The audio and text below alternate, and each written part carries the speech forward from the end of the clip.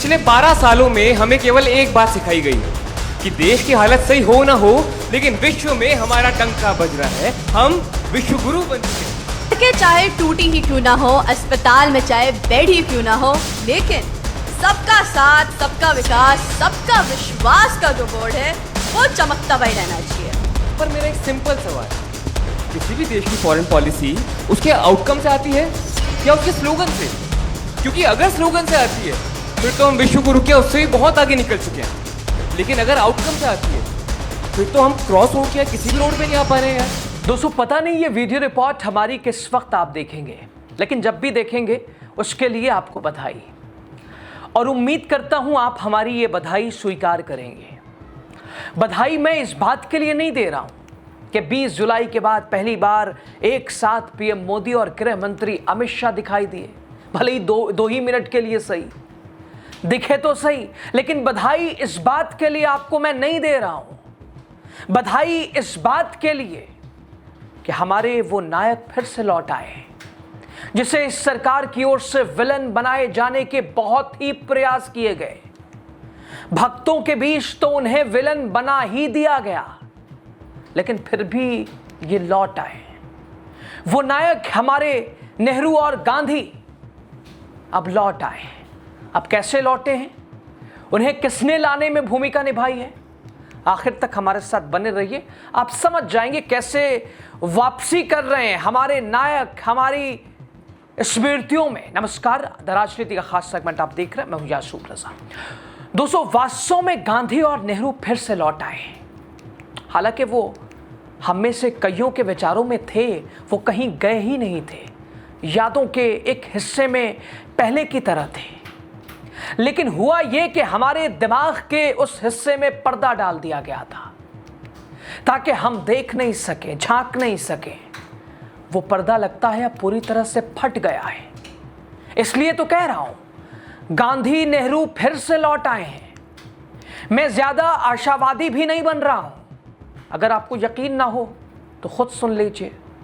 पिछले 12 सालों में हमें केवल एक बात सिखाई गई कि देश की हालत सही हो ना हो, लेकिन विश्व में हमारा डंका बज रहा है। हम विश्व गुरु बन चुके हैं। तो एक बात को तो बॉस मैंने मान लिया कि हम विश्व गुरु बन गए, पर मेरा एक सिंपल सवाल है, किसी भी देश की फॉरेन पॉलिसी उसके आउटकम से आती है या उसके स्लोगन से? क्योंकि अगर स्लोगन से आती है फिर तो हम विश्व गुरु के उससे भी बहुत आगे निकल चुके हैं, लेकिन अगर आउटकम से आती है फिर तो हम क्रॉस रोड के किसी भी रोड पे नहीं आ पा रहे हैं यार, क्योंकि पिछले कुछ साल यही दिखा रहे हैं। सबसे पहले बात करते हैं हम रशियन ऑयल की। रशिया और यूक्रेन वॉर के दौरान जब पूरा वेस्टर्न वर्ल्ड हमारे ऊपर, भारत के ऊपर प्रेशर बना रहा था कि हम लोग रशिया तेल खरीदना बंद कर दें, तब भारत ने अपना नेशनल इंटरेस्ट चुना और रशिया से बढ़िया और सस्ता तेल लिया। अब अमेरिका को यह बात अच्छी नहीं लगी, तो अमेरिका ने हमारे ऊपर 25% का पनिशमेंट टैरिफ लगाया। पनिशमेंट, हम कोई गुनाह कर रहे हैं और अब अमेरिका हमें बताएगा कहां से तेल लेना है, कहां से नहीं लेना, किससे ट्रेड करनी है, किससे नहीं करनी है, कब करनी है, क्यों करनी है। और बदले में हमने क्या किया? हम लोगों ने सवाल पूछना तो बहुत दूर की बात है, हम लोगों ने हमारे ऑयल इंपोर्ट्स को भी कम कर दिया। वाह! देखिए, एक बात तो आप भी मानेंगे, चाहे आप किसी पक्ष के हों, भारत सरकार को एक काम करना बहुत बढ़िया तरीके से आता है, जी हुजूरी। अमेरिका ने कहा ईरान से बिजनेस मत करो, हमने कहा जी हुजूर। अमेरिका ने कहा तुम हमारे लिए अपना agriculture sector, I repeat agriculture sector खोल दो, हमने कहा जी हुजूर। अमेरिका ने कहा हम तुम्हारे ऊपर 18% और तुम हम पे केवल 0%, तब भी हमने क्या कहा? जी हुजूर। तो आखिर कब तक हम लोग फॉरेन पॉलिसी के नाम पे जी हुजूर खेलते रहेंगे? देखिए, एक बार झुकना मजबूरी हो सकता है, 2 बार झुकना डिप्लोमेसी हो सकता है, लेकिन बार बार झुकना केवल और केवल स्ट्रेटेजिक डिपेंडेंसी है जनाब। अंत में बस इतना कहना चाहूंगा कि झुककर जो लिया जाए वो सम्मान नहीं होता, और डरकर जो लिया जाए वो निर्णय महान नहीं होता है। दोस्तों, तो जेनजी हो या जेन अल्फा, अब प्रचार और मार्केटिंग के नाम पर सरकार को धोने से कोई चूक नहीं रहा है। वास्तव में देखा जाए तो पिछले 12 सालों में मोदी राज में गांधी नेहरू को साइडलाइन करके यह बताया गया कि हम विश्व गुरु बन गए हैं। मेरे देश का प्रधानमंत्री जो परीक्षाओं पर चर्चा करता है वो परीक्षा पेपर लीक पर चुप रहता है। जब 22 लाख नीट अभ्यर्थी परेशान हैं तो मेरे देश का प्रधानमंत्री दूसरे देश की महिला प्रधानमंत्री को टॉफी गिफ्ट करता है। अब इस अमृत काल पर जेनजी बात कर रहा है। दोस्तों, जब भारत का इतिहास लिखा गया तो उसकी दूसरी पहचान स्वतंत्रता के समय बोले गए नारे ही थे। साइमन वापस जाओ, इनकलाब जिंदाबाद, भारत छोड़ो। लेकिन नारों ने सिर्फ वोट बैंक नहीं बनाए, उन्होंने क्रांतियां पैदा की हैं। सीजन 1 के खिलाड़ियों ने आखिरकार क्रांति लाई और आजादी हासिल की, लेकिन सीजन 3 के खिलाड़ियों ने सिर्फ इंस्टाग्राम पर रील बनाई। दोस्तों, मैं ये जो भी बात कर रहा हूं वो जेनजी के शब्द हैं। मैं तो सिर्फ बोल रहा हूं। उनके विचारों में कहीं ना कहीं गांधी नेहरू की छाप दिखती है। आप बताइए, जिस देश को दुनिया का सबसे युवा देश कहा जाता है, 65% से भी, यानी विश्व में सबसे ज़्यादा युवा आबादी 65% के आसपास हमारे देश में ही है, जहाँ सबसे ज़्यादा युवा हैं। और देश का 18 साल का बच्चा भले ही भाजपाई उसे जो भी नाम दें, भले ही मोदी जी का भटका हुआ कहकर माफ़ी देने की बात करें, जब उस राह पर लौटे जो संविधान से हमें अधिकार मिला हुआ है, तो क्या उस देश से संविधान, लोकतंत्र, गांधी, नेहरू, आम्बेडकर को हटाया जा सकता है? क्या उन्हें खत्म किया जा सकता है? के चाहे टूटी ही क्यों ना हो, अस्पताल में चाहे बेड ही क्यों ना हो, लेकिन सबका साथ, सबका विकास, सबका विश्वास का जो बोर्ड है वो चमकता हुआ ही रहना चाहिए। A very good morning, ladies and gentlemen, and I welcome you to Governance by Marketing. Now imagine this. You're driving down late at night, you find a board out there that says, all of roads are safe, it's all right, Garibi Hatao Commission hamara hai. But 2 seconds later, you hear a boom. Your car is now in a pothole so deep down that it has its own zip code down there. Your tires are buzzed, your back aches, but hey, at least the slogan was catchy, rhyming, and looked glorious on board. Ladies and gentlemen, we have far moved from an action-based governance to an acronym-oriented public relations. There was a time when policies were determined by how they were, but today it's no longer about economic upliftment or about how good they are, but has rather become what looks cool on social media hashtags. अरे अगर इनकलाब जिंदाबाद बोलने से ही आज़ादी मिल जाती तो भगत सिंह जी को कुर्बानी नहीं देनी पड़ती अपनी। Ladies and gentlemen, let's look at the data because real governance relies on actual data and not alliteration. Global policy implementation surveys have shown that over 60 to 70% of decibels of policies that are implemented actually fail. The reason? Because all that creative brain power, all that funding actually goes into the launch stage itself. While we're launching these PR channels, using these PR scripts, glossy ads on the newspapers, we forget to actually fund the real execution. So I ask you to just ask yourselves one thing. Does a good slogan or a rhyming line help solve a leaky pipe in a fixie cauldron? Does a good slogan help find job for millions of educated youth? Absolutely not. The point is that a nation cannot run on slogan. A nation runs on unglamorous, hard-hitting administrative work. So let us focus on governing for the next generation rather by governing for what is the next trending topic. Thank you. दोस्तों, मैंने शुरू में कहा था पर्दा डाल दिया गया था। अब ये जेनजी उस पर्दे को चीर फाड़ रहे हैं, वो पर्दा फाड़ रहे हैं। ये वास्तव में हमारे और आपके लिए बहुत राहत भरी खबर है, देश के लोकतंत्र के लिए। देश की अगली पीढ़ी जो इस देश को चलाएगी वो गांधी, नेहरू, आम्बेडकर को वापस ला रही है।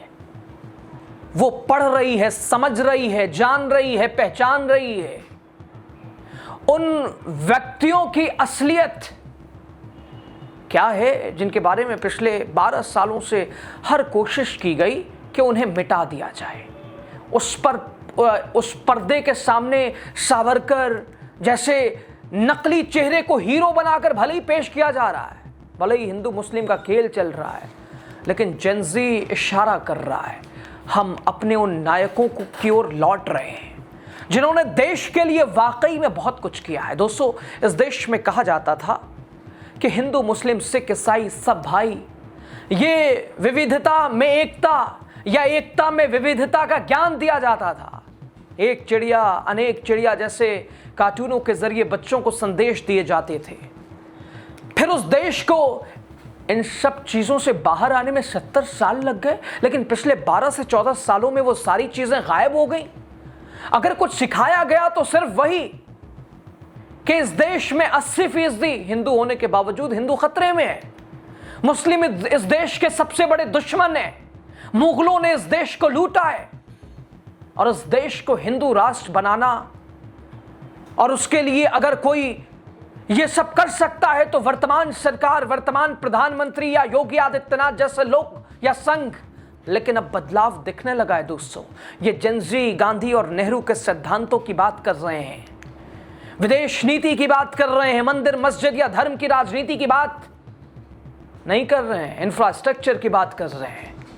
अब जो ये जेनजी अपने अंदाज में सरकार से सवाल पूछ रहे हैं, तो क्या इन्होंने गांधी, नेहरू, संविधान, अंबेडकर, पटेल, भगत सिंह आदि के बारे में पढ़ना शुरू कर दिया? दोस्तों, भारत में अभी जो हो रहा है उसे देखकर नहीं लगता कि वर्तमान सरकार ने कुछ सीखा है।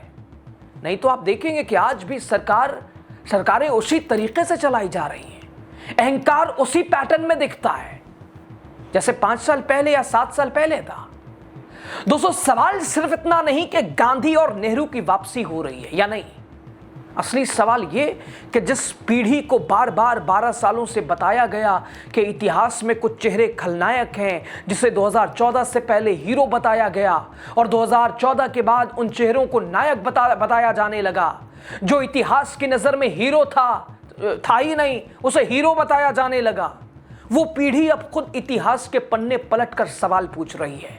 और यही बात शायद सबसे ज्यादा परेशान करने वाली है सत्ता के लिए, सरकार के लिए, क्योंकि सवाल पूछने वाली जेनजी को ना तो धर्म के नाम पर बहलाया जा सकता है, ना राष्ट्रवाद के नाम पर चुप कराया जा सकता है, और ना ही पुराने नारों के सहारे हमेशा राजनीति की जा सकती है। गांधी हो, नेहरू हो, अंबेडकर हो, भगत सिंह हो या सरदार वल्लभ भाई पटेल हो, इन चेहरों को मिटाने की कोशिश चाहे जितनी भी हो, लेकिन नई पीढ़ी उन्हें पढ़ने, समझने, सवालों के साथ देखने लगी है।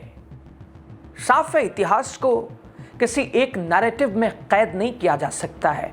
पर्दा फाड़ने वाली जेनजी सवाल पूछना सीख गई है और अब सत्ता को जवाब देना सीख जाना चाहिए। वरना ये ऐसे हैं कि कह रहे हैं कि जब तक तोड़ेंगे नहीं तब तक के छोड़ेंगे नहीं। ये युवा पीढ़ी, आप ये समझिए सिर्फ जेनजी ऐसे हैं तो ना बाबा ना, अल्फा भी इसी रास्ते में। देखिए, देश के अलग अलग कोनों, उत्तर प्रदेश से शुरू कीजिए, राजस्थान जाइए, उत्तराखंड जाइए, बिहार जाइए, जेनजी थोड़ी ना, जैन अल्फा स्कूल में पढ़ने वाले 6ठी, 7वीं, 8वीं कक्षा के बच्चे मूलभूत सुविधाओं के लिए संघर्ष कर रहे हैं, आवाज बुलंद कर रहे हैं। ये कहां से इन्हें सीख मिली है, ये कहां से मोटिवेशन मिला है? वरना ये भी चरण वंदना करते, क्या फर्क पड़ता है? बहरहाल, खबर और विश्लेषण पर आपकी जो कुछ राय हो दीजिएगा जरूर, दिल खोलकर, खुली आवाज में। लास्ट तक आप बने रहे, बहुत शुक्रिया। चैनल पे नए हो सब्सक्राइब कीजिएगा, पेज को फॉलो कीजिएगा। एक बार फिर आपका शुक्रिया। पिछले 12 सालों में हमें केवल एक बात सिखाई गई कि देश की हालत सही हो ना हो, लेकिन विश्व में हमारा डंका बज रहा है। हम विश्व गुरु बन चुके हैं। के चाहे टूटी ही क्यों ना हो, अस्पताल में चाहे बेड ही क्यों ना हो, लेकिन सबका साथ, सबका विकास, सबका विश्वास का जो बोर्ड है वो चमकता हुआ रहना चाहिए। पर मेरा एक सिंपल सवाल, किसी भी देश की फॉरेन पॉलिसी उसके आउटकम से आती है या उसके स्लोगन से? क्योंकि अगर स्लोगन से आती है फिर तो हम विश्व गुरु के उससे भी बहुत आगे निकल चुके हैं, लेकिन अगर आउटकम से आती है फिर तो हम क्रॉस रोड या किसी भी रोड पे नहीं आ पा रहे हैं यार।